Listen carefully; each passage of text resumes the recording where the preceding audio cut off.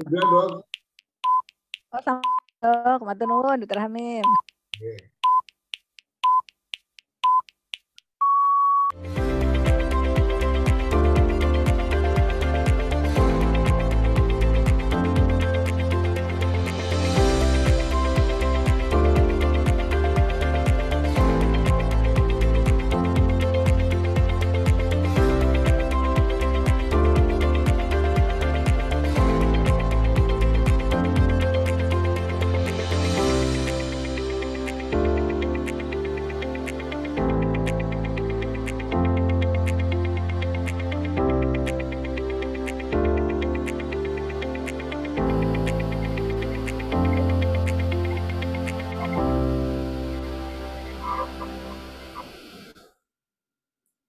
Assalamualaikum warahmatullahi wabarakatuh.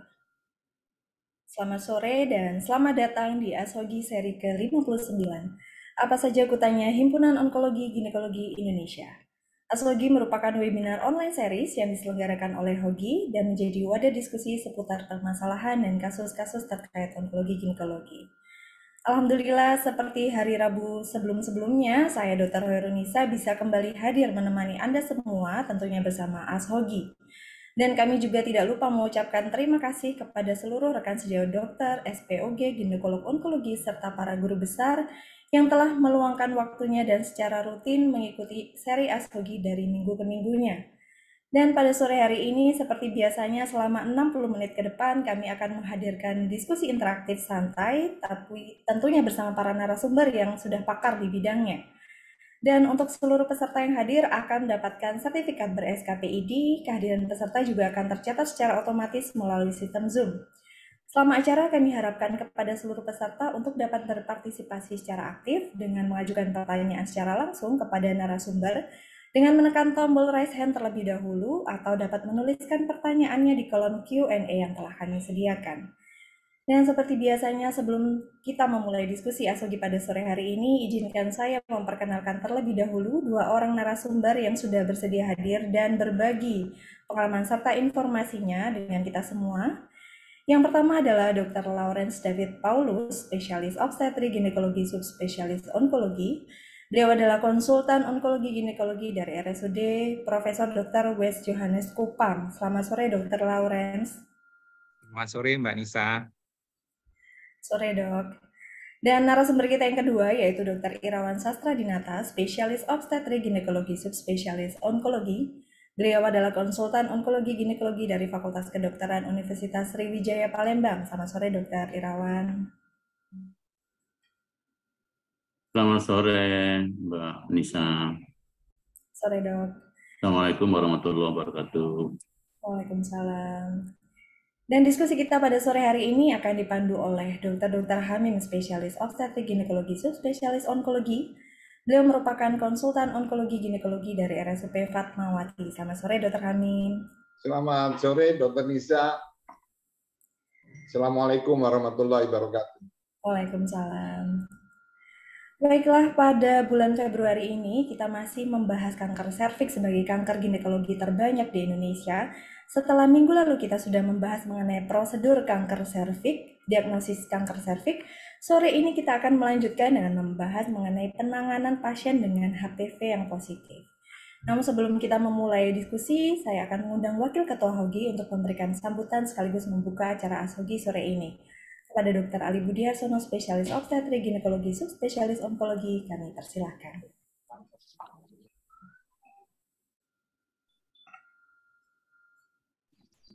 Baik, Assalamualaikum warahmatullahi wabarakatuh. Waalaikumsalam warahmatullahi wabarakatuh. Salam sehat dan sejahtera buat kita semua. Alhamdulillahirrahmanirrahim, kita semua diberi kesehatan dan kesempatan untuk saling berbagi pada acara Ashogi yang tidak terasa kita sudah masuk pada Ashogi ke-59. Jadi ini adalah adang diskusi yang semakin lama semakin diminati oleh banyak pihak, ya. Dan mohon maaf pada sore hari ini Bapak Ketua Hogi tidak sedang ada halangan, ya. Hadir di sini juga ada Ibu Sekjen Dr. Tovan, terima kasih terus mengawal Ashogi ini. Dan topik pada sore hari ini adalah topik yang sangat menarik saya kira, yaitu dalam era baru screening kanker serviks dengan persiapan untuk HPV dijadikan sebagai salah satu bagian dari screening kanker serviks di Indonesia, ya, dan sekarang sedang proses. Mudah-mudahan pembelajaran atau diskusi pada sore hari ini menambah wawasan dari sejawat-sejawat sekalian yang berkenan hadir untuk mengikuti ASHOGI pada sore hari ini. Saya kira ini adalah sinkron dengan program pemerintah yang menempatkan HPV DNA sebagai salah satu bagian dari tes screening pada kanker serviks nantinya. Ya. Jadi IVA plus HPV. Bagaimana? Nah, kita ikuti saja diskusi pada sore hari ini dan dipandu oleh Dr. Hamim, SPOG, konsultan subspesialis onkologi. Demikian juga narasumber ada Dr. Loren, subspesialis onkologi, dan Dr. Irawan. Saya kira diskusi pada sore hari ini akan sangat menarik. Dan kita awalin dan kita buka diskusi pada sore hari ini dengan bagaimana HPV positif dan bagaimana apakah HPV positif tindak lanjutnya bagaimana. Nah, kita ikutin. Bismillahirrahmanirrahim. Mudah-mudahan kita semua selalu mendapatkan lindungan dari Allah Subhanahu wa taala. Terima kasih, Dr. Khairisa. Baik, terima kasih Dr. Ali atas sambutannya sekaligus membuka acara diskusi ASHOGI pada sore hari ini ya. Kelihatannya sudah antusiasmenya sudah tampak dari jumlah partisipan yang saat ini sudah mencapai 218, Dokter. Baik, saya tidak akan berlama-lama lagi, segera kita akan memulai. Diskusi ini akan langsung dipandu oleh moderator kita kepada Dr. Hamim, spesialis obstetrik ginekologi, subspesialis onkologi. Kami persilahkan.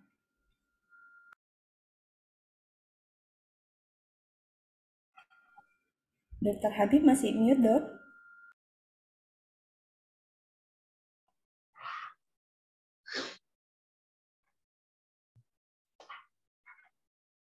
Assalamualaikum warahmatullahi wabarakatuh. Selamat sore. Terima kasih sekali lagi saya ucapkan kepada Dr. Ali Budiarsono, Dr. Taufan, dan Dr. Khairunisa yang pada kesempatan sore hari ini telah menyempatkan waktu untuk membuka acara diskusi tentang penanganan bagaimana kalau seseorang terinfeksi HPV. Pada kesempatan ini saya mendapatkan narasumber yang sudah kita kenal. Beliaunya kompeten di bidangnya, yaitu satu Dr. Lauren David Paulus. Ini dari Kupang, jauh-jauh dari Kupang. Ya, Dr. Lawrence ya. Yang kedua, Dr. Irawan, jauh juga ini dari Palembang.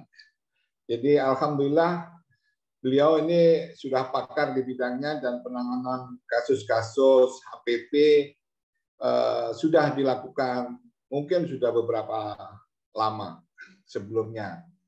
Di dalam rangka menyongsong bahwa HPV ini sebagai salah satu variabel untuk screening, ya, untuk diagnosis prakanker pasien-pasien di Indonesia atau penduduk di Indonesia, maka kesempatan ini perlu kita diskusikan bersama-sama supaya nanti kita tidak ada hal-hal yang tidak tahu atau salah persepsi. Oleh sebab itu, kami mengundang kepada Dr. Lawrence David Paulus untuk menyampaikan beberapa hal yang berkaitan dengan infeksi atau bagaimana penanganan infeksi HPV saat ini. Saya persilakan Dr. Lawrence David Paulus. Silakan, Dok. Iya, terima kasih Dr. Hamim. Selamat sore semua. Assalamualaikum warahmatullahi wabarakatuh. Shalom, salam sejahtera. Om Swastiastu, Namo Buddhaya. Salam sehat untuk kita semua. Yang terhormat guru-guru kami, senior dan teman-teman sejawat. Terima kasih juga kepada Hogi yang sudah memberi kesempatan kepada kami untuk membawakan materi di ASHOGI 59 tentang penanganan pasien dengan HPV positif.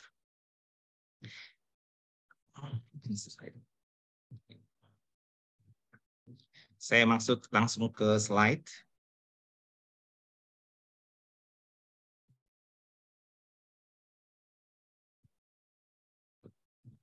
Iya.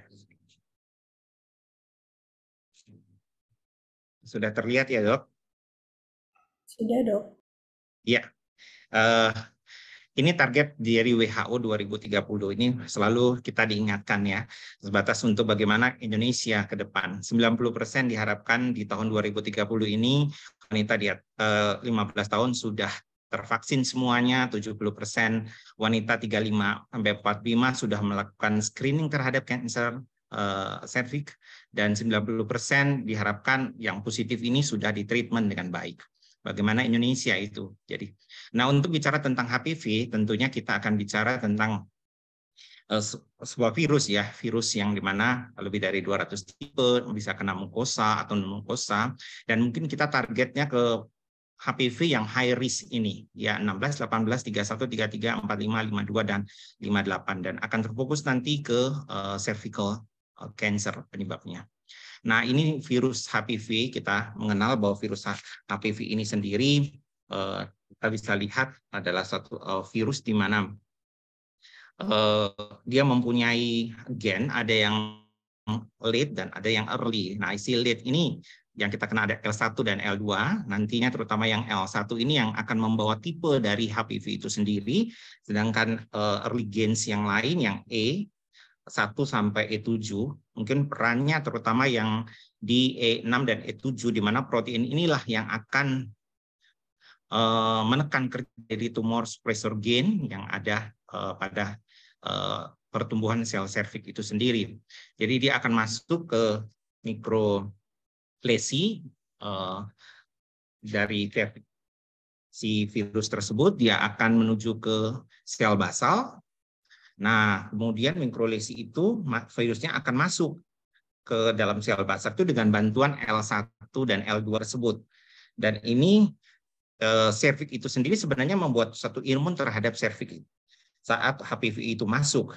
Hanya hebatnya virus ini bagaimana E6 dan E7 itu artinya menekan tumor suppressor gen, termasuk dia mengikuti siklus dari hidupnya sel keratin yang ada di situ, sehingga kadang virus itu susah untuk dikenali, dan akibat tidak dikenalinya kadang-kadang proses inflamasi juga tidak terjadi pada saat terjadi infeksi tersebut. Oleh karena itu penting sekali bagaimana kita menemukan secara dini HPV tersebut.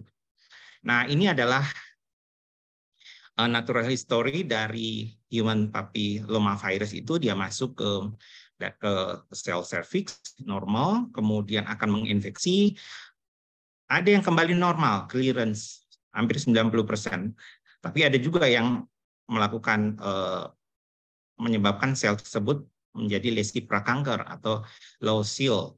Nah, kemudian kalau dalam perjalanannya ternyata low seal ini sendiri bisa regresi kembali, dia clearance karena dengan gizi dan segala, sehingga dia bisa kembali ke sel normal, tapi kadang-kadang juga berlanjut pada precancer high seal dan cervical cancer.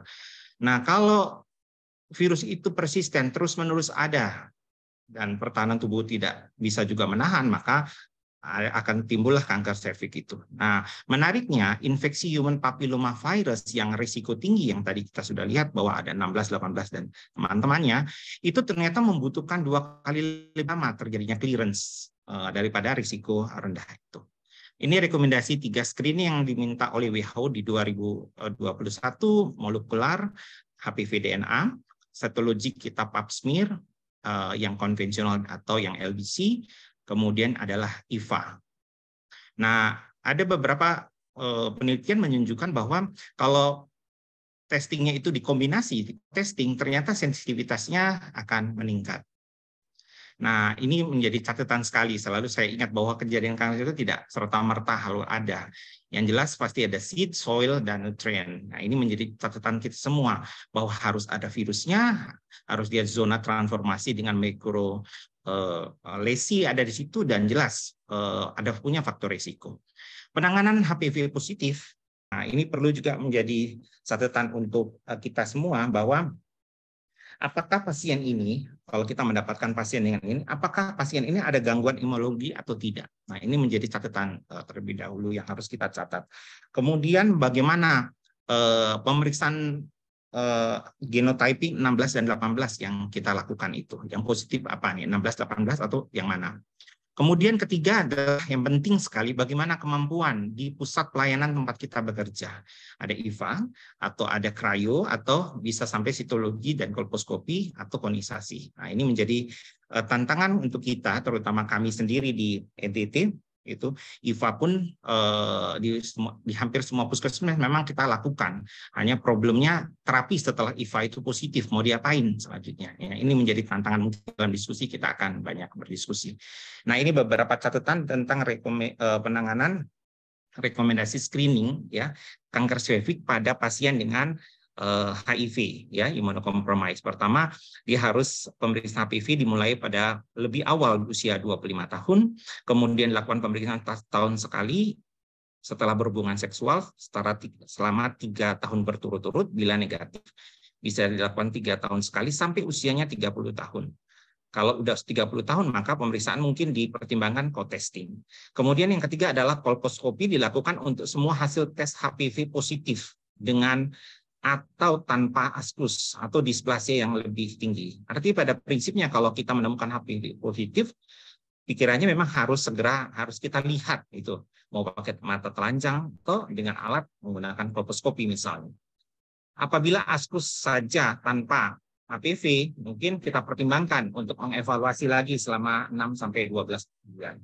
Bagaimana penanganan HPV yang genotype-nya 16-18? Apakah pasien ini dapat dirujuk? Karena pemikirannya kita untuk melihat. Nah, di sini menjadi kendala-kendala di daerah-daerah kami, terutama di timur, ya persediaan kolposkopi tidak semua rumah sakit memiliki ini. Sehingga kalau memang tidak, bagaimana? Apakah bisa dilakukan cryo dengan beberapa pertimbangan persyaratan yang ada? Kemudian tentunya ada follow up setelah tindakan itu kita lakukan pada pasien tersebut. HPV DNA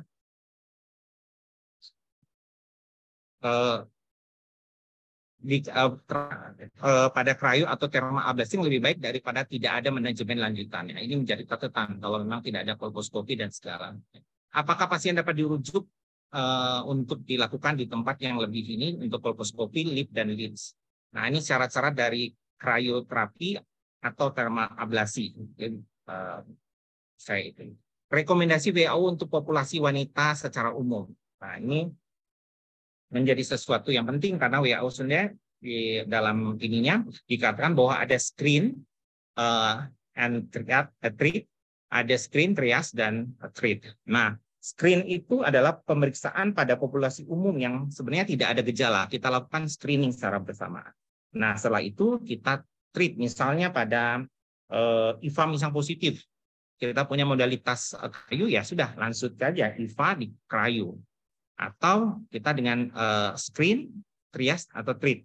Nah, kalau triage itu sebenarnya ada tindak lanjut dari screening yang awal yang sudah kita lakukan. Misalnya, bila HPV-nya positif, kita lakukan IVA sebagai triage untuk menentukan untuk mencari lesi itu sebelum kita melakukan treat. Itu salah satu. Dan dimulai WHO minta untuk umur 30 tahun bagi populasi umum, sedangkan pada pasien-pasien yang imunocompromised itu 25 tahun. Kalau hasilnya negatif, populasi umum 5-10 tahun, sedangkan pada HIV/AIDS atau imunocompromised 3-5 tahun untuk screen. Ini adalah yang dikeluarkan oleh HOGI, perkumpulan dan HOGI, screening kanker serviks dan tindak lanjut temuan abnormal. Nah, ini harus disclaimer dulu, artinya disusun berdasarkan metode screening berikut ini.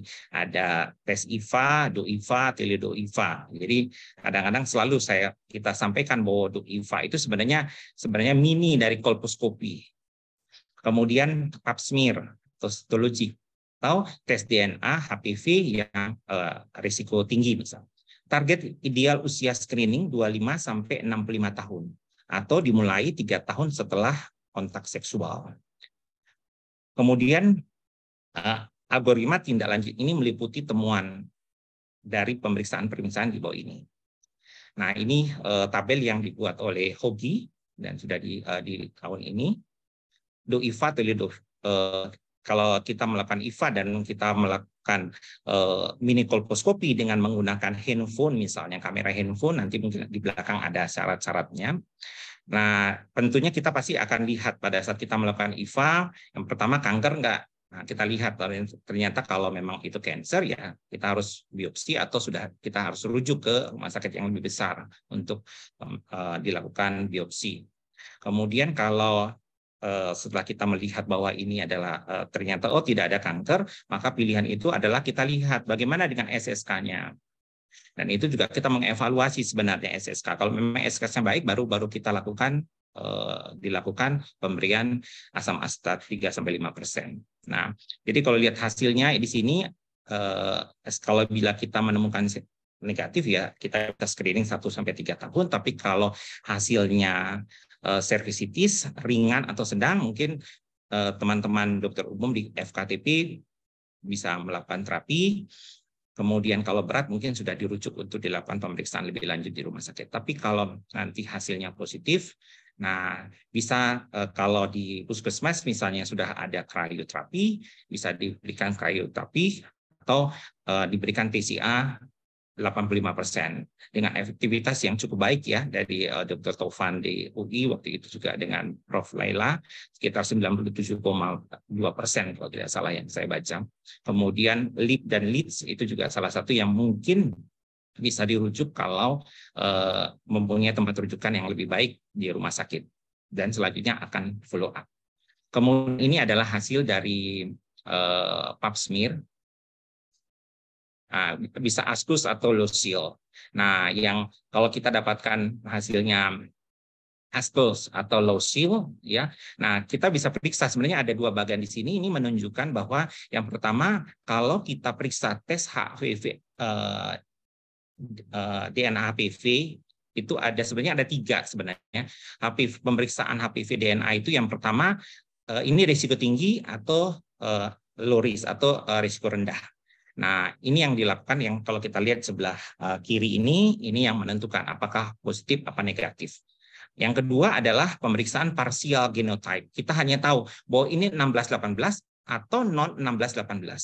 Dan yang ketiga adalah genotyping. Jadi kita melihat tipe dari virus tersebut. Nah, untuk di sini 2 ini kita lebih kepada menentukan kalau askus kita lihat HPV DNA-nya positif apa negatif. Nah, pada pemeriksaan ini misalnya hasilnya negatif, maka screening ulang. Tapi kalau hasilnya positif, maka kita bisa lanjutkan dengan ini teledo-IVA atau kolposkopi kita bisa lakukan untuk mengevaluasi dan ini nanti ada algoritmanya sesuai dengan algoritma IVA. Sedangkan kalau yang ini kita sudah lebih menentukan ya HPV DNA-nya. Ini askus dan kemudian yang ini ASCH high seal ini yang lebih tinggi. Jadi pemeriksaan dari pap smear yang kita lakukan atau sitologi. Nah, ini juga kita melakukan mengevaluasi dengan kolposkopi kalau dia positif. Nah, tujuannya apa? Tujuannya kita mencari lesi. Adakah lesi? Bila ada lesi, silakan kita lakukan krioterapi atau dilakukan XCC atau TCA. Tapi kalau tidak, kita lihat lagi tes HPV DNA-nya bagaimana. Kalau dia memang positif, maka kita lakukan konisasi. Tapi kalau negatif, hati-hati. Kita mungkin berpikir untuk dilakukan cervical curettage ya karena tipe 18 itu lebih banyak di glandular itu yang perlu kita lebih hati-hati. Kemudian bagaimana yang tabel di sebelahnya ini? Kalau IVA-nya, hasilnya, lesinya positif, maka jelas kita lakukan tindakan. Kalau hasilnya negatif, kita lihat lagi bagaimana positifnya 16-18 harus dilakukan konisasi. Kalau non HPV, nah yang non 16 dan 18, maka kita berpikir bahwa ini lebih baik untuk dilakukan ECC bila tidak ditemukan lesi. Dan kita akan follow up nanti sampai hasilnya 6-12 bulan. Kemudian ini adalah atypical glandular cell. Hampir sama bahwa ini tes HPV kalau dia positif kita koordinasi, negatif kita lakukan endocurettage. Ya. Kemudian kalau hasilnya negatif kita follow up, tapi positif maka lakukan koordinasi. Sedangkan yang ini tes HPV kalau seandainya positif 16-18 kita konisasi, kalau yang non HPV kita temukan, maka hati-hati kita harus berpikir untuk melakukan endocuretage pada endocervical curettage karena ada 18-nya. Bila positif konisasi, kalau tidak kita lakukan follow up 6-12 ya. Kemudian ini bagaimana kalau kita melakukan tes DNA HPV. Nah, ini yang tadi kalau negatif berarti screening saja 3-5 tahun. Tapi bila positif, maka kita evaluasi DOIVA. Dengan DOIVA atau teleDOIVA atau kolposkopi. Bila dalam kita mengevaluasi hasilnya negatif, maka mungkin ECC kita lakukan. Tapi kalau lesinya positif, maka kita harus lakukan tindakan. Setidaknya kita mengambil jaringan tersebut. Kemudian yang tabel yang berikutnya, kalau seandainya sama, kalau negatif 3-5 tahun, tapi kalau positif kita lihat 16-18 atau non 16-18. Kalau ternyata 16-18, maka kita evaluasi dengan DOIVA, teleDOIVA. Kalau lesinya negatif, maka hati-hati karena ini HPV-nya positif. Kita lakukan ECC, kalau positif konisasi, kalau negatif kita bisa follow up. Tapi kalau ternyata lesinya positif lah, kita harus segera angkat. Kemudian kalau HPV 16-18, non 16-18, maka kita DOIVA lagi, lesinya kalau positif tetap dipertimbangkan untuk harus diangkat. Kalau hasilnya negatif, kita follow up 1-3 tahun. Jadi follow up-nya. Kemudian ini adalah co-testing yang dilakukan. Jadi pemeriksaannya di-combine ya. Yang sebelah kiri adalah DNA HPV risiko tinggi yang digabung dengan sitologi, sedangkan yang satu di sebelahnya yang digabung dengan IVA. Nah, kalau prinsipnya kalau HPV-nya positif gitu, manajemen pengangkatan, eksisi dan segala wajib kita harus pertimbangkan untuk dilakukan. Nah, kalau dua-duanya negatif, screening saja, sama seperti IVA juga screening gitu.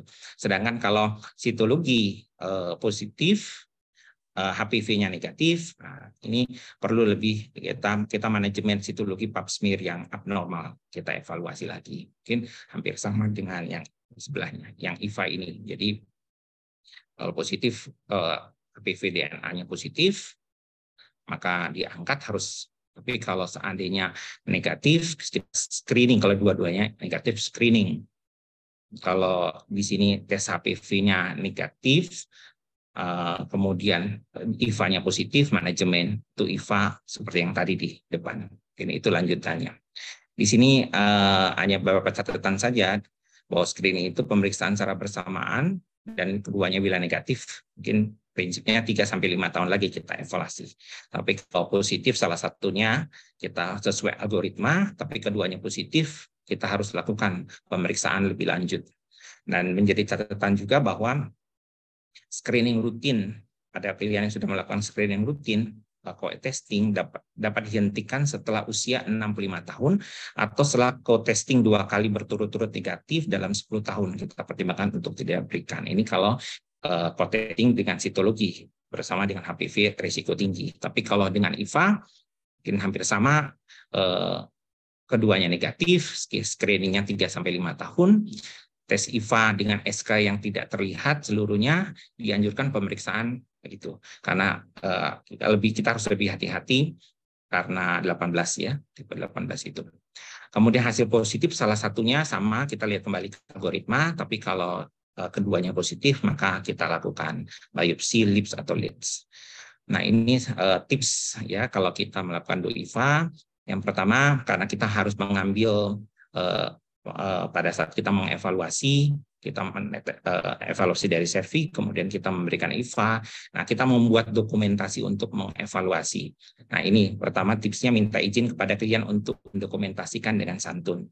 Jika dokumentasi sudah final, akan dikirim atau dicetak tampilan cervix 80% dari ruangan. Artinya fotonya kalau bisa tampilan cervixnya jelas terlihat. Kemudian tidak menulis nama, mungkin kita pakai kode saja. Dan ingat ada persetujuan tertulis bahwa kita ingin mengambil foto dengan tujuannya untuk mengevaluasi, sekaligus mungkin bisa didiskusikan bila ada kebingungan dan segala oleh teman-teman di fasilitas yang teman-teman lakukan. Trik di tiap-tiap merek HP ada program untuk memudahkan mendapat dokumentasi yang baik, yaitu adanya cahaya terus-menerus ke serviks, misalnya Samsung, ya, Oppo dan segala. Ya. Dan ini adalah portal Teledo IFA-nya dari Hogi, teman-teman bisa menyimpan nomor ini. Itu saja mungkin. Terima kasih. Saya kembalikan kepada Dr. Hamim. Terima kasih Dr. Laurel. Jadi pada kesempatan ini telah disampaikan beberapa hal berkaitan dengan bagaimana kalau HPV positif berdasarkan atau referensinya adalah Hogi, ya. Hogi.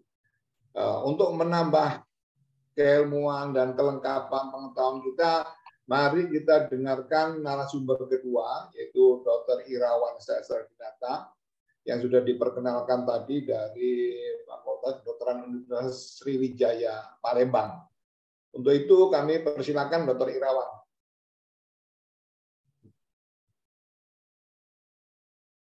Terima kasih Gus Hamim, Dr. Loren dan panitia Dr. Topan.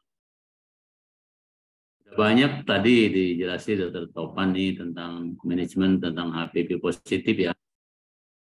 Kayaknya saya tidak banyak menjelaskan lagi. Boleh share screen kali ya.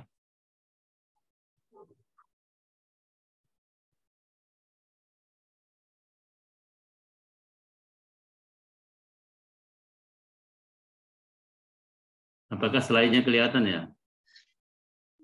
Belum tampak Pak Irwan. Belum ya? Ini. Terima kasih, ini bagus. Silakan Dr. Irawan. Oke, jadi gini. Oke, jadi hari ini kita bincang-bincang lah, diskusi tentang bagaimana sih penanganan HPV positif. Saya rasa teman-teman semua audien ya udah tahu nih pemeriksaan HPV sudah melakukan gitu ya. Nah, sudah punya pasien dengan HPV positif. Tadi Dr. Loren sudah banyak menjelaskan tentang guidelines. Jadi yang harus diketahui bahwa ternyata HPV itu setelah ditemukan dia memotong apa yang selama ini kita bilang faktor risiko gitu. Nah, faktor risiko dulu kita ceritanya banyak faktor risiko sih sebelum ditemukannya HPV gitu. Saat ini ternyata udah tahu kok penyebabnya HPV nih, infeksi HPV yang high risk 16, 18 dan jenis high risk yang lain gitu. Sehingga faktor risiko itu menjadi lifestyle saja gitu. Sementara bagaimana kita untuk melakukan suatu diagnostik kita ke HPV, dan HPV ini menjadi bagian yang tidak bisa kita pisahkan dari bagaimana kita memahami dan menangani lesi prakanker serviks ya. Bukan kankernya, kalau udah kanker udah beda lagi. Lesi prakanker serviks. Jadi diagnostik lesi prakanker serviks itu HPV itu sangat dekat. Nah, sekarang penjelasannya bagaimana? Jadi mungkin 3 hal yang mesti teman-teman pahami ya. Screening itu bisa dari kelompoknya IFA, DOIFA, Teledo-IFA atau kolposkopi yang menggunakan mata lah gitu, visualization lah gitu ya. Kolposkopi juga visualisasi gitu seperti itu. Semuanya oke lah, boleh dipakai sesuai dengan fasilitas. Maksudnya begini, kalau ada kolposkopi nggak mungkin kita IPA ya, pasti kolposkopi lah gitu ya. Jadi seperti itu. Dan kalau kita misalkan tidak ada fasilitas lain, kita melakukan IFA gitu. Oh, kalau saya nggak mau masuk nih dengan yang IFA, kolposkopi dan lain-lain, saya mau masuknya dengan sitologi, boleh. Sitologi juga boleh. Mulai dengan sitologi. Saya lebih suka pap smear, boleh. Oh, nggak mau, saya sukanya HPV DNA, boleh. Oh, saya mau kombinasi sitologi dengan HPV gitu, IFA atau dengan HPV gitu, seperti itu. Boleh gitu seperti itu. Jadi dimungkinkan. Kenapa? Karena nanti ada titik temunya nih. Karena IPA positif nanti kan ada tindak lanjutnya yang di situ juga sitologi, misalkan dia ada LG-SIL atau LOGI-SIL, dia ada nanti lanjutannya HPV juga. Begitu juga pemeriksaan HPV. Dan HPV misalkan yang positif nanti juga ada pemeriksaan IPA-nya lanjutannya gitu, ada triasenya gitu seperti itu. Jadi ada triase lain yang harus dipahami. Di sini saya harus pahami bahwa Dari sitologi bisa ke triase HPV DNA, bisa ke triase kolposkopi, kan? Dari DNA HPV bisa ke triase HPV 16-18, bisa juga kita ke triase IVA, gitu ya, seperti itu. Nah, dari DNA HPV bisa juga ke triase sitologi, lanjut ke kolposkopi. Jadi hal-hal seperti inilah yang mungkin teman-teman pahami dari slide ini. Mau masuk dari IVA boleh, mau masuk dari HPV DNA boleh, mau masuk dari sitologi boleh, nanti akan ketemu nanti dia next penanganan seperti apa. Oke ya. Ini yang WHO, ada 3 sih. Tadi Dr. Loren sudah banyak menjelaskan tentang POGI ya, POGI sama POGI ya. Tapi minimal 3 lah, ASCCP atau WHO kan, jadi seperti itu. Dan saya tidak akan mengupas lengkap. Saya contohin aja nih, misalkan, oh HPV DNA testing, dia mulainya dengan HPV nih. Kan ternyata ada positif nih, nah, mau kemana nih kalau positifin? Nah, salah satu guideline WHO bisa dilakukan IVA gitu, jadi seperti itu. Nah dari IVA itu kan kita lihat tentukan dia ke ablasi atau non ablasi gitu, jadi kandidat krayo atau tidak gitu kan, kalau itu seperti itu kan. Bagaimana kalau dia negatif dari HPV DNA testing? Ya udah nggak usah dilanjutkan yang lain-lain, udah negatif kok. Nah, screening lagi dalam 5-10 tahun. Nah, guideline ini kan macam-macam, silakan aja dibaca, bisa di-download kok. Guideline HOGI ada, guideline WHO ada, guideline ASCP ada. Bahkan bisa di apa namanya tuh di-download di Apple Store sama di iOS ya untuk yang ASCP. Jadi seperti itu. Nah, sekarang bingung nih saya nih kalau udah ini di guideline ini pengobatannya macam-macam nih. Nah, gitu ya. Ada yang krayo, ada yang leaflets, ada yang lain-lain. Tapi intinya 3 hal yang mesti teman-teman. Satu, observasi rutin ya, rutin examination dan atau observasi ketat.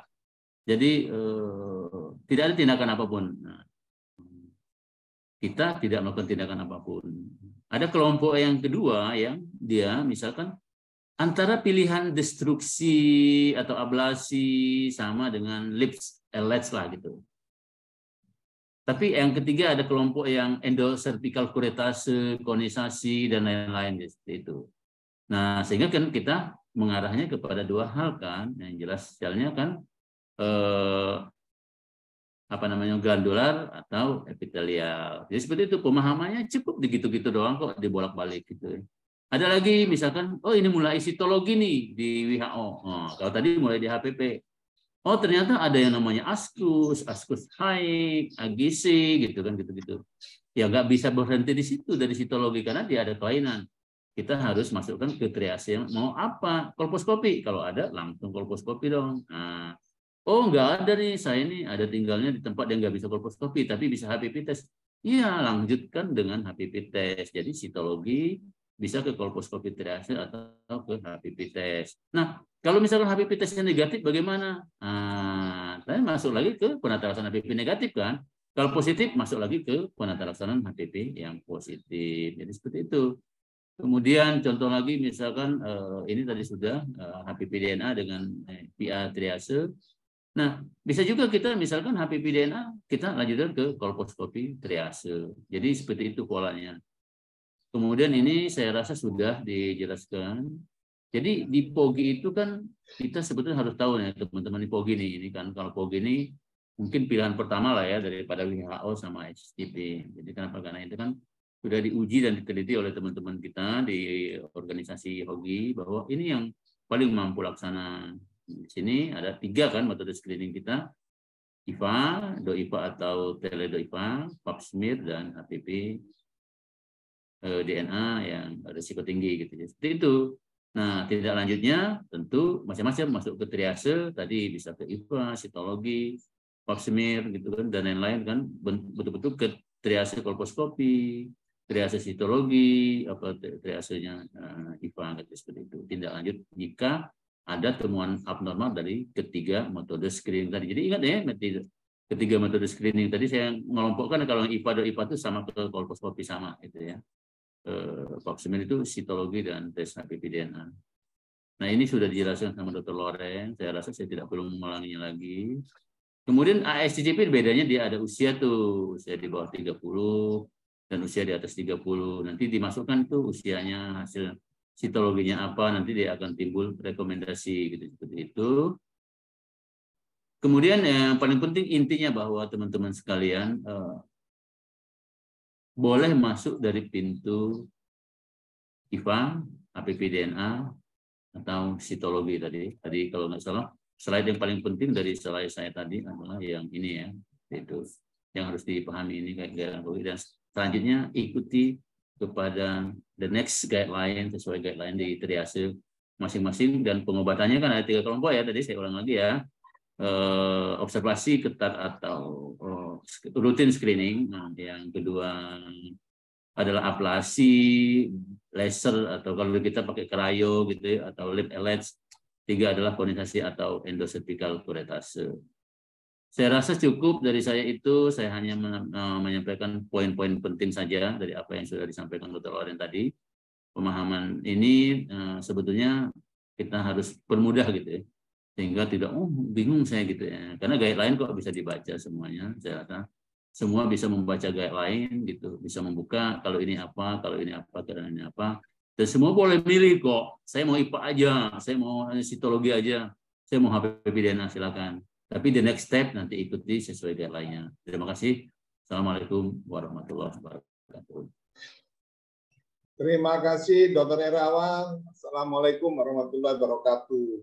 Jadi telah dijelaskan oleh para pakarnya, oleh para narasumber, Dr. Lauren David Paulus bersama Dr. Irawan Sastradinata, sudah jelas ya. Saya kira masuk pintu yang terakhir, sebagaimana disampaikan oleh Dr. Irawan, silakan ya, apakah melalui IFA dan pemeriksaan HPV-DNA, atau melalui pap smear, atau bahkan yang lebih baru lagi tim prep ya. Tim prep kalau sudah di Jakarta orang tidak lagi bicara pap smear ya. Jadi sudah metodenya sudah sedikit lebih canggih lagi.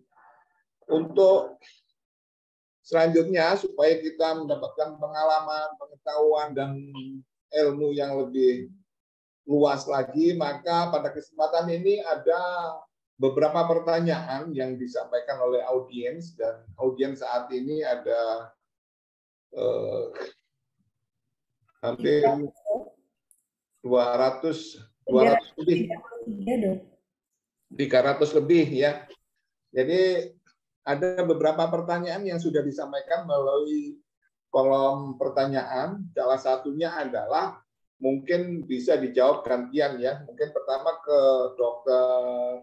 Lawrence.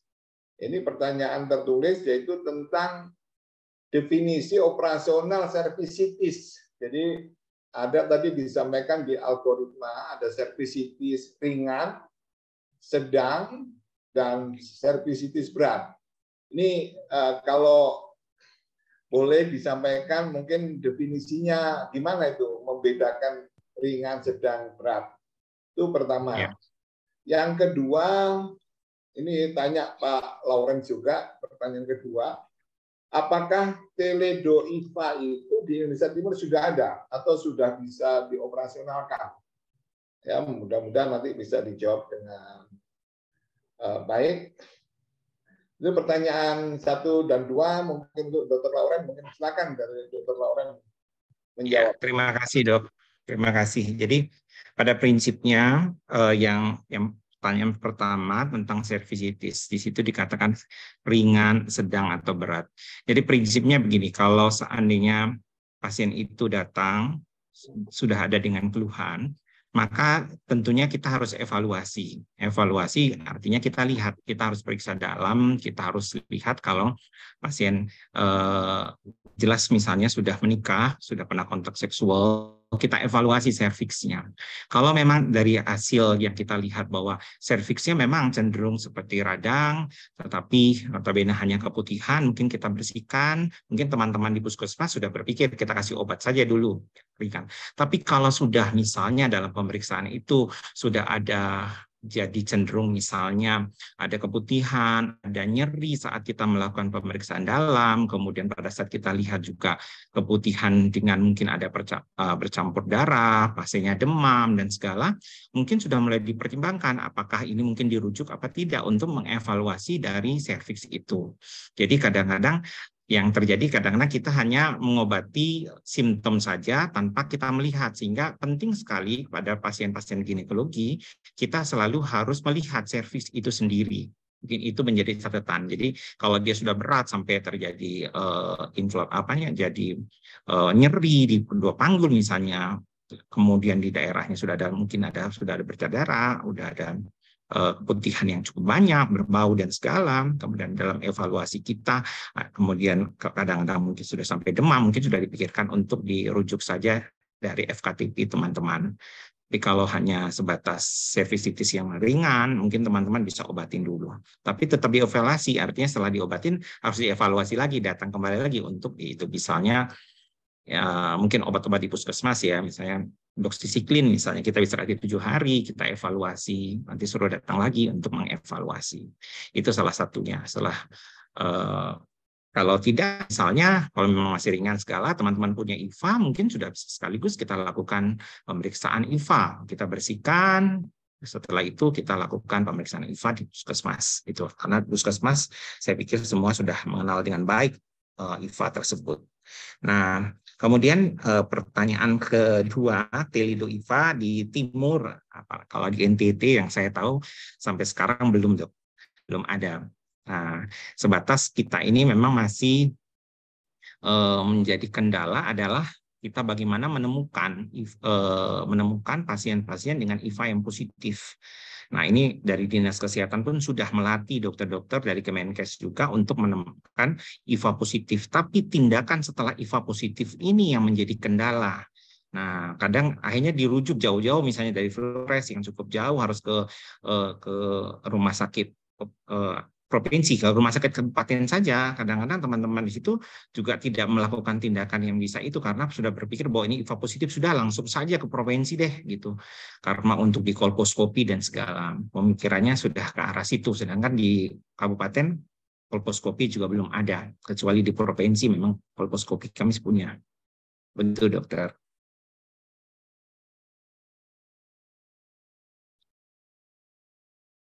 Mungkin lagi unmute, Dokter Hamim.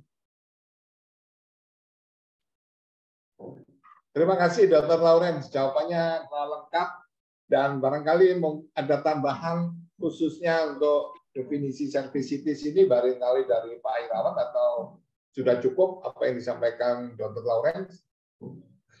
Terima kasih, Dok. Cervicitis itu mungkin yang paling utama gini kali ya. Kalau ringan, sedang, berat itu kan semuanya kan cervicitis lah, gitu ya. Kalau kita lihat di histopatologi juga ada yang kadang-kadang patolog itu mendefinisikan, ada juga yang tidak, gitu ya. Klinis juga kadang-kadang kita bisa lihat ringan dan berat aja ya.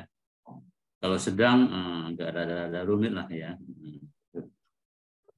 Tapi kan ada juga namanya cervicitis akut dan cervicitis kronis, gitu ya. Itu yang paling penting. Nah, yang paling penting bagi teman ini kalau cervicitis ini diobati apa kagak gitu. Kan kalau semua pap smear itu hasilnya cervicitis ya, Dr. Hamim ya. Ya, mungkin 80-90% cervicitis semua gitu ya. Ya, nah tapi ini diobati apa tidak. Nah, intinya kalau di akut diobati, kalau di kronis kita akan lihat lah gitu ya. Bagaimana keluhan pada pasiennya gitu. Ada cervicitis yang tidak ada keluhan, di histopatologinya atau di pap smear-nya ada cervicitis tapi nggak perlu kita obati karena secara klinis tidak ada apa-apa karena kita tidak mengobati berdasarkan hasil histopatologi ya, kecuali kanker atau keganasan. Kita mengobati berdasarkan temuan klinis. Jadi itu bisa dikelompokkan akut, kronis, sedang, ringan atau berat, gitu. Butuh pengobatan atau tidak butuh pengobatan. Mungkin seperti itu pola pikir yang harus kita bangun dalam menyikapi cervicitis. Yang jelas kita harus meyakinkan pasien. Nggak usah takut kalau hasil pap smear cervicitis. Nah, ada pasien tuh ketakutan nih, gimana dok? Ada radang berat nih, ada cervicitis, klinis nggak ada apa-apa gitu. Nah, jadi nggak usah takut bilang sama pasien. Yang penting jelasi, lihat secara klinis. Oke, bilang aja nggak usah takut tuh, nggak apa-apa gitu. Itu tambahan dari saya. Terima kasih. Terima kasih Dr. Lawrence dan Dr. Irawan. Ada pertanyaan berikutnya ya, mungkin nanti dijawab bersama-sama, yaitu HPV 16 dan 18 positif. Jadi pasien sudah melakukan pemeriksaan HPV 16 dan 18 positif. Apakah orang tersebut boleh divaksin langsung? Ya, jadi sudah tahu itu ada positif, boleh nggak divaksin? Ya, di sini nanti ada pakarnya ya, dari Hoki, mungkin ada Dr. Tovan dan Dr. Ali, mungkin nanti kalau terakhir sudah dari narasumber selesai ada tambahan, persilakan. Yang kedua dari Dr. Inayatullah, tadi dari Dr. Susana ya, HPV persisten itu berapa lama? Ini berdefinisi ini. Nah, pertanyaan berikutnya juga sama, kalau tadi HPV 16-18, sekarang HPV yang benign, low risk, kondiloma, boleh nggak divaksin? Persilakan, waktu. Iya, terima kasih Dokter. Mungkin saya coba menjawab, nanti Dokter Irawan juga bisa menambahkan. Jadi pada prinsipnya kalau HPV 16 dan 18 gitu positif, kita harus evaluasi. Kenapa? Karena virus ya, human papilloma virus itu sudah ada di serviks dan sudah ditemukan pada saat pemeriksaan. Arti kita harus mengevaluasi sesuai dengan algoritma dan tindakan apa nanti yang harus kita lakukan. Misalnya kita dengan DOIVA dan teledoiva. Kemudian pada prinsipnya bahwa terapi itu harus dilakukan. Nah, setelah terapi dilakukan, maka kita harus evaluasi dari hasil serviks yang sudah kita lakukan terapi tersebut. Nah, evaluasinya tidak usah buru-buru juga, karena memang beberapa penelitian mengatakan clearance itu terjadi tahun pertama itu sekitar 77%, tahun kedua itu sekitar 91%. Dan ini menjadi catatan sekali bahwa kita mungkin kita sudah bisa mengevaluasi apakah sudah clearance atau belum, berarti sudah baik apa belum setelah kita obati. Jadi kita juga tidak usah buru-buru kita melakukan vaksinasi. Setelah dinyatakan bahwa benar-benar memang bersih dan segala, baru kita pertimbangkan untuk pasien ini diberikan vaksinasi. Jadi mungkin itu jawaban saya, sekaligus menjawab pertanyaan yang tadi bahwa masalah persisten tadi itu. Nah, persisten berapa lama? Kalau memang kita obati dengan imunitas yang baik, hasilnya itu ya tentunya clearance yang kita harapkan 1 tahun itu sekitar 77%, kalau 2 tahun sekitar 91%.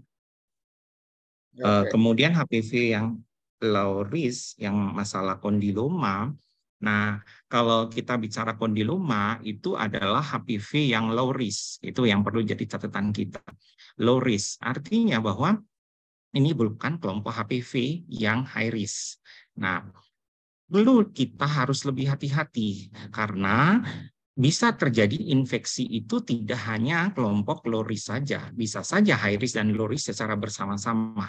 Oleh karena itu, kita benar-benar harus mengevaluasi, mengobati low risk-nya, dan kita harus tahu apa benar tidak ya dia tidak terkena high risk juga. Jadi mengevaluasi misalnya serviksnya dan sekitarnya, vulva vaginanya, untuk meyakinkan bahwa memang benar ini hanya low risk. Dan sebaiknya kita obatin dulu, baru mungkin kita berpikir untuk diberikan vaksinasi. Mungkin dari saya itu, dokter. Silakan, terima kasih. Ada tambahan, Dr. Irawan? Oh ya, HPV 18 ya, positif. Boleh nggak vaksin? Jadi gini, mungkin pertanyaan belum lengkap nih, HPV 18, 16-18 negatif, tapi klinis baik. Ada juga kan HPV 16-18 yang positif, ada si aserpik dia, gitu. Pasti nggak boleh divaksin ya, bercanda ya, gitu ya. Jadi seperti itu. Jadi gini, kan ada namanya primary prevention, secondary prevention, tertiary prevention. Sebetulnya posisi vaksinasi itu di primary. Nah, kalau itu menjadi national policy, kebijakan nasional, umumnya kepada teenager, anak muda ya, yang dianggap belum berhubungan lah ya, yang belum terkontaminasi, kan tujuannya untuk mencegah infeksi sebetulnya. Kalau orang vaksin itu kan tujuannya untuk mencegah infeksi. Nah, sekarang kalau dia sudah terinfeksi kan Sebetulnya sehingga kita harus betul-betul jelasin ini dengan pasien. Kalau dia nggak bisa tidur, kalau nggak divaksin, mungkin pengecualian ya. Tapi di guideline kita tidak seperti itu. Jadi di guideline kita kalau dia HPV 16 positif, jawabannya bukan vaksin, tapi dipastiin nih dia betul-betul ada lesi atau tidak gitu. Nah, semuanya negatif nih, IPA negatif, kolposcopy negatif, nggak ada kelainan gitu kan. Nah, apakah harus ditunggu negatif sehingga dia boleh vaksin atau tidak? Nah, itu sebetulnya karena di guideline kita masih debatable. Menurut saya sih, kalau saya sih sebetulnya ambil aman. Saya bilang dan pasiennya sesuai dengan itu ya close follow up. Nah, jadi saya tidak akan vaksin, jadi seperti itu. Karena saya balik ke konsep awal, orang vaksin itu usia muda kok. Nah, di negara maju kan usia muda. Cuman di Indonesia boleh sampai usia tua. Jadi seperti itu kan gitu. Tapi kalau kita bilang bahwa dia itu mencegah jangan sampai terjadi infeksi. Kemudian mengenai pertanyaan yang kedua yang apa ya tadi dok? Oh, loris. Ya kalau loris tidak ada hubungan. Kalau loris itu kan sama-sama HPV. Iya, jadi sama-sama HPV tapi dia tidak ada hubungan gitu. Dia tidak ada hubungan dengan lesi prakanker dia. Ya, jadi nggak usah dipeduliin. Kalau loris ya tetap aja bisa boleh kita lakukan vaksinasi. Kan kita fokusnya kepada yang high risk gitu, seperti itu. Walaupun sekarang ada pemeriksaan yang sekaligus nih. Nah, jadi kenapa nggak semuanya gitu dilihat semua jadi HPV-nya kan? Jadi seperti itu kan, karena secara runningnya sekalian dia kan, secara teknologi pemeriksaan laboratoriumnya bisa dikerjain sekaligus. Ada satu lagi pertanyaan yang tertuju ke saya langsung jawab aja kali Dr. Hamim ya. Ya silakan. Tentang apa namanya itu subscreening. Jadi begini, jadi kan di WHO itu dibilangnya begini, kata-katanya kalau dilihat kan di guideline itu hasil HPV positif baik yang diambil oleh tenaga kesehatan maupun yang diambil secara subscreening gitu. Maka tidak lanjutnya seperti ini. Nah, sekarang kalau ada pasien bawa hasil subscreening, misalkan, karena di Indonesia saya tidak tahu, saya tidak punya pengalaman. Nanti mungkin dokter pun bisa menjelasin. Saya akui kok gitu sebagai bagian dari screening karena ini sah dari WHO gitu ya. Atau ada pasien mau beli sendiri nih melalui koneksi temannya atau keluarganya yang ada di luar gitu kan. Dia pakai gitu dan hasilnya itu akan menjadi bagian daripada yang hasilnya akurat gitu sesuai dengan standar WHO karena screening itu boleh yang diambil oleh tenaga kesehatan atau diambil oleh pasiennya gitu seperti itu. Karena HPV itu memungkinkan untuk dilakukan pemeriksaan. Beda dengan kayak pap smear atau IVA kan nggak mungkin pasiennya ngerjain sendiri gitu seperti itu. Dan untuk HPV kan memungkinkan karena dia ada metode pengambilan sampelnya itu kan dengan berbagai cara yang kita lakukan selain apusan dan juga berbagai metode yang lain jadi seperti itu. Jadi sampai saat ini itu belum menjadi guideline kita. Tapi kalaupun ada yang membawa hasil begitu, hasilnya itu bisa menjadi sesuatu yang bisa dipertanggungjawabkan bahwa itu bagian daripada screening. Dan tentu ini kalau ini menjadi bagian sesuatu yang mungkin bahan masukan dan pemikiran untuk teman-teman di HOGI tentang sampling ini yang diajukan pertanyaan oleh salah satu teman kita. Itu dari saya, Dr. Hamim. Terima kasih, Dr. Irawan, Dr. Lawrence. Jadi karena waktu ini ada beberapa pertanyaan mungkin perlu saya baca dengan cepat barangkali. Salah satunya adalah pertanyaan dari Dr. Muhammad Freddy, yaitu tentang HPV ini mempunyai sensitivitas berbeda atau tidak pada sel-sel keratin atau non-keratin. Apa ada nggak sensitivitasnya yang berbeda? Yang kedua, tindakan apabila ada HPV persisten setelah follow up 3 tahun dan masih ada cervicitis tanpa ada kelainan sel, maka tindakan berikutnya apa? Itu pertanyaan dari Dr. Muhammad Freddy. Yang kedua ada pertanyaan dari Fernando Sitorus, bagaimana follow up setelah terapi eksisi dan bagaimana peranan vaksinasi pasca eksisi LEDS. Dan mungkin ini saya bacakan sekaligus karena sebenarnya Pak Irawan sama Pak mohon untuk karena bacaan saya agak cepat mungkin dilihat dari beberapa pertanyaan, yaitu apakah alternatif self sampling pada pasien itu bisa nggak itu dipakai sebagai standar pemeriksaan screening, ya, self sampling, yaitu pasien, karena kita ini di Indonesia sebagian besar masih ada kultur yang atau budaya yang malu diperiksa oleh opsi laki-laki ataupun perempuan, maka self sampling ini adalah memudahkan. Apakah ini bisa diterima atau tidak, atau apakah ada pengetahuan saat ini mempunyai sensitivitas atau spesifitasnya berapa. Dan yang terakhir, mengapa terdapat perbedaan treatment HPV 16-18 dengan HPV yang low risk. Demikian pertanyaan yang saya bacakan, mungkin dijawab oleh Dr. Lauren. Persilakan, Dok. Ya, terima kasih, Dok. Jadi ditanyakan ini, apakah subtype oncogenic HPV memiliki sensitivitas yang berbeda untuk sel keratin? Memang di situ dibagi, hanya saya belum mendapatkan ya, sensitivitas antara yang keratin dan non keratin. Mungkin nanti saya minta bantuan dari teman Dr. Irawan. Kemudian mungkin lanjutannya adalah bagaimana tindakan lanjutan follow up apabila dapatkan infeksi HPV persisten setelah follow up 3 tahun. Masih menunjukkan hasil sefilitis tanpa displasia, dan dari kolposkopi, biopsi serviks dan ekstisi ulangan. Terima kasih. Jadi begini, pada prinsipnya kalau kita menerapi pasien tersebut, tentunya evaluasi kita adalah HPV itu. Berarti kalau seandainya HPV itu dia tidak ada gejala, tapi HPV itu ada di situ, maka jelasnya ada sesuatu di situ. Kenapa? Maka mungkin kita sudah pertimbangkan untuk dilakukan misalnya tidak lagi dengan melakukan endokuretics, kita mungkin sudah berpikir kita melakukan LEDS dan kolonisasi untuk memastikan bahwa benar memang HPV itu masih terdapat di situ, dan nantinya pasti kita harus melakukan satu evaluasi ya, follow up terhadap pasien tersebut.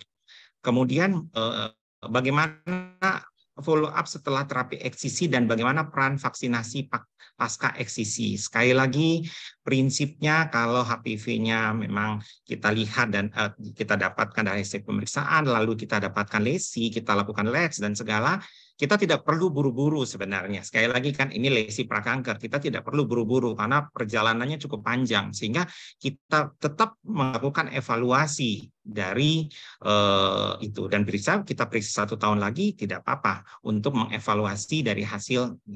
Kemudian tadi mungkin yang self sampling yang sudah di pertanyaan berikutnya ya, Dok.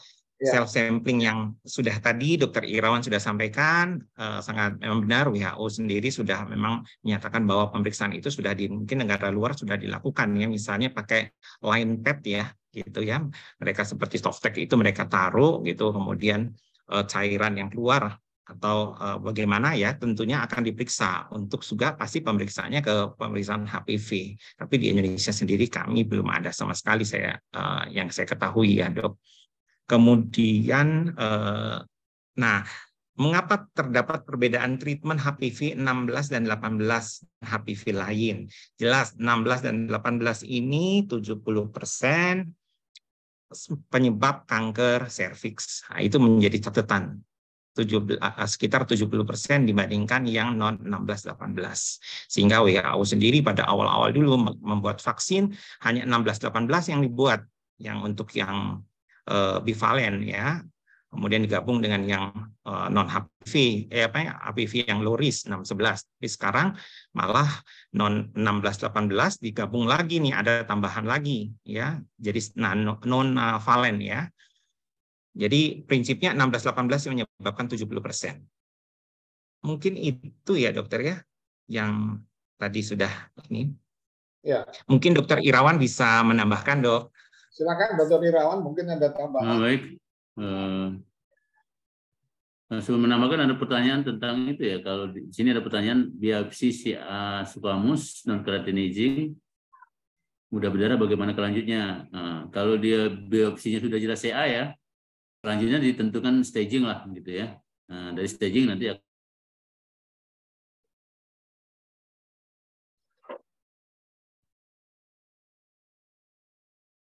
Putus, Dr. Irawan. Nah, rupanya Dr. Irawan putus hubungan atau terlempar, Dr. Irawan. Oke, kalau tidak ada jawaban berikutnya dan pada kesempatan ini Dr. Irawan juga terlempar ya dari Zoom kita, dari portal kita, maka pada sore hari ini sebelum kita simpulkan, mungkin ada pendapat lain atau saran lain atau tambahan lain dari pakarnya yaitu Dr. Tovan Widya Utami atau mungkin dari Dr. Ali Budiarsono mengenai apa yang sudah disampaikan narasumber Dr. Lauren dan Dr. Irawan. Saya persilakan Dr. Tovan atau Dr. Ali. Iya. Baik, terima kasih Dokter Hamim. Ini rasanya luar biasa ya, seru sekali Dokter Hamim. Apresiasi yang luar biasa. Ini guru saya Dokter Hamim. Ya, sebenarnya waktu sudah lewat ya Dokter Nisa ya, tapi luar biasa ini yang tercatat sampai saat ini sebenarnya registran sampai 520 Dokter Hamim, Dokter Irawan, Dokter Lawrence ya. Dan yang saat ini sudah bergabung hampir 330 ya, dari 329. Jadi memang saya sangat sepakat dengan apa yang sudah disampaikan dalam pendiskusian tadi. Dr. Lawrence dan Dr. Irawan sudah menyampaikan dengan sangat baik ya bagaimana kita menghadapi suatu infeksi HPV yang positif begitu ya. Nah, tentu di serviks ya. Namun tadi mungkin perlu diluruskan tentang Teledo IVA. Ya memang saat ini IVA sudah menjadi satu senjata di mana dia bisa menjadi satu metode screening primer ataupun sebagai triase ya maupun sebagai combine testing ya. Jadi kalau triase itu maksudnya adalah suatu pemeriksaan yang secara efektif dapat menentukan tindakan ya dari satu pemeriksaan primary screening sebelumnya. Misalkan HPV positif apakah perlu ditindak atau tidak, ya kita melakukan tes IVA atau DO-IVA atau telekonsultasi IVA kalau misalkan pada kondisi keraguan-raguan. Jadi dimanapun teman-teman berada maupun di Indonesia Timur atau dimanapun belahan dunia ya yang masih ada sinyal ya mungkin Dr. Hamim, jadi bisa mengirimkan kepada portal kami, portal Teledo IVA itu dengan nomor 0812 933 00101 ya. Tadi sudah ditayangkan oleh Dr. Lawrence saya rasa. Jadi insya Allah apapun konsultasinya kami akan membalas secara ASAP ya as soon as possible dengan mencantumkan namanya secara inisial, jangan nama lengkap ya, kemudian usia, keluhannya apa, kemudian jangan lupa melakukan dokumentasi sebelum dan sesudah tes IVA apa yang diinterpretasi oleh Mas Jawad, apakah IVA positif di jam berapa begitu ya. Jadi mungkin kita akan diskusikan apakah itu positif atau false positif ya, karena misalkan HPV positif tidak selalu harus dilakukan terapi. Tadi saya setuju sekali. Nah tentang persistensi nih Dr. Hamim ya, jadi ingat bahwa HPV itu di alam memang di atas 200 tipe. Saya sangat sepakat dengan apa yang disampaikan Dr. Lawrence dan Dr. Irawan tadi. Jadi memang dalam penelitian beberapa di dunia belum ada kesepakatan secara konsensus ya. Kapan sih dinyatakan sebagai persisten infeksi HPV? Tapi tadi sudah disampaikan Dr. Lawrence ya. Di tahun pertama 77% clearance, di tahun kedua in general 91%. Dan beberapa studi menyatakan bahwa 11 bulan sebagai median time ya. 11 bulan. Jadi artinya teman-teman kalau HPV positif jangan 6 bulan diperiksa. Kalau masih positif nggak apa-apa, itu bukan persisten namanya. Ya, jadi masih baik, masih dianggap wajar begitu ya. Jadi jangan sampai pasien jadi nggak tidur 3 hari 3 malam karena HPV kecepatan ya. Jadi mungkin yang perlu dijelaskan itu saja. Dr. Hamim rasanya sudah sangat luar biasa dari Dr. Irawan dan Dr. Lawrence dan dipandu oleh Dr. Hamim. Saya rasa karena waktu juga, mudah-mudahan nanti kita akan membuat satu buku ya Dr. Hamim untuk merangkum pertanyaan-pertanyaan ya dari question and answer ini menjadi satu kompilasi sehingga teman-teman yang belum terjawab secara langsung di ASHOGI ini dapat mendapatkan jawaban tersebut nanti ya. Mudah-mudahan tidak terlalu lama dari sekarang. Mungkin terima kasih banyak, itu saja Dr. Hamim karena waktu juga. Makasih Dr. Lawrence, Dr. Irawan. Wassalamualaikum warahmatullahi wabarakatuh. Waalaikumsalam, terima kasih Dr. Tovan. Apakah ada tambahan dari Dr. Ali? Tidak ada, Gus Mim. Alhamdulillah semuanya udah baik. Good, thank you. Oke. Terima kasih semuanya. Jadi yang perlu saya sampaikan di sini adalah kesimpulan, tetapi kesimpulan yang pertama adalah peserta atau partisipan itu sampai 332, bukan main. Ya, luar biasa seperti Luar biasa. bukan main ini. Betul-betul banyak yang berminat dan alhamdulillah ilmunya sudah barangkali sudah tersampaikan. Yang kedua, bahwa kita punya algoritma yang sudah dibuat oleh Hoki, memang based on pap smear atau sitologi yang mungkin di daerah timur agak kesulitan. Tapi tidak kalah pentingnya bahwa IFA ini sebagaimana disampaikan Dr. Tovan sudah menjadi standar pemeriksaan kita. Jadi kalau ini menjadi standar, mudah-mudahan nanti ke depan di timur pun kalau tidak bisa pap smear atau thin prep, IFA bisa dilakukan. Yang ketiga bahwa di dalam rangka menyongsong seandainya pemerintah nanti memutuskan bahwa HPV ini sebagai salah satu pemeriksaan yang kita anggap sebagai pemeriksaan terbaik saat ini, tentu pemerintah harus mengambil kebijaksanaan adalah harga ya, karena ini masih mahal, apalagi untuk di timur atau di daerah yang jauh. Karena di Jakarta pun HPV, pemeriksaan HPV ini masih relatif mahal ya. Ya kalau kita bandingkan dengan penyakit sih mungkin masih murah, tapi kalau ini bukan sakit, karena ini adalah screening, maka ini relatif mahal. Oleh sebab itu kalau pemerintah punya kebijakan sehingga pemeriksaan HPV itu anggaplah menjadi 100 atau 150 rupiah, 150.000 maaf, 150.000 itu pasti murah. Di Kupang udah pasti semua dari kota Kupang semua periksa kali ya Pak Lauren ya. Oke, saya kira demikian dan Dr. Hamim. Saya tidak lupa kami sampaikan kepada teman-teman yang sudah partisipasi, mudah-mudahan mendapatkan ilmu yang bermanfaat. Amin. Saya sebagai moderator apabila ada kata-kata atau mungkin hal-hal yang kurang berkenan saya mohon maaf, dan selanjutnya saya kembalikan kepada tuan rumah yaitu Dr. Nisa untuk dipersilakan. Silakan Dr. Nisa. Dr. Nisa, mungkin sebelum Dr. Nisa boleh 1 menit aja. Ini karena waktunya sudah lewat juga. Jadi yang disampaikan Dr.